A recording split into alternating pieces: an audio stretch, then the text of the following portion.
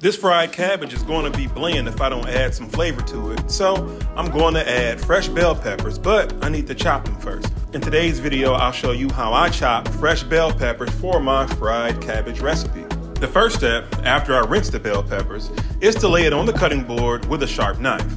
I want to lay it to where the bottom of the bell pepper is facing me. Now, since I'm left-handed and I'm trying to record this video, it looks a little awkward, but bear with me. My next step is to slice the top so I can cut out the bulb of seeds.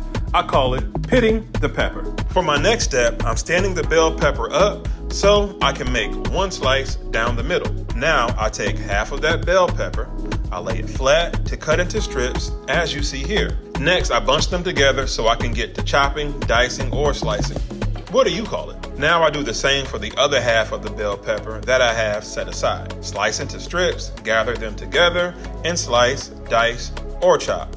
Whatever phrase that fits your culinary vocabulary in this moment. Either way, this is the end result. Now I place the chopped bell peppers in a bowl and set aside. More flavor, more colors translate to more peppers.